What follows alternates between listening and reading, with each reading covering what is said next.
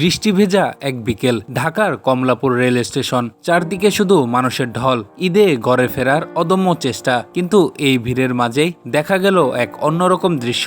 একজন স্বামী নিজের স্ত্রীকে কাঁধে তুলে জীবনের ঝুঁকি নিয়ে নিচে নামছেন। ট্রেনের দরজায় তিল পরিমাণ জায়গা নেই, কেউ ঝুলছে, কেউ দাঁড়িয়ে আছে বিপজ্জনক ভাবে। ঠিক সেই মুহূর্তে লোহার ফ্রেমের উপর দাঁড়িয়ে আছেন এক যুবক, তার কাঁধে তার স্ত্রী, ভেজা কাপড়, বৃষ্টির ফোঁটা গড়িয়ে পড়ছে মুখ বেয়ে, তবুও চোখে ভয় নেই, আছে শুধু দায়িত্ব আর ভালোবাসা।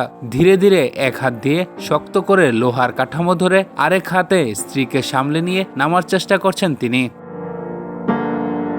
এই দৃশ্য শুধু একটি মুহূর্ত না, এটা এক অসীম ভালোবাসার প্রতিচ্ছবি, যেখানে একজন পুরুষ নিজের জীবনের ঝুঁকি নিয়েও প্রিয় মানুষটিকে নিরাপদে রাখার চেষ্টা করে। হয়তো তারা কোথাও যাচ্ছিল তা কেউ জানে না, হয়তো গ্রামের বাড়ি, হয়তো প্রিয়জনের কাছে, কিন্তু তাদের এই যাত্রা হয়ে উঠেছে এক সাহসের গল্প।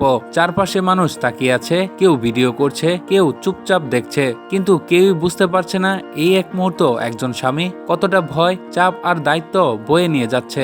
বৃষ্টির মধ্যে পা পিছলে গেলে কি হতে পারে সেটা সে জানে, তবুও থামেনি, কারণ তার কাছে নিজের চেয়ে বেশি গুরুত্বপূর্ণ তার স্ত্রী। এটাই বাস্তবতা।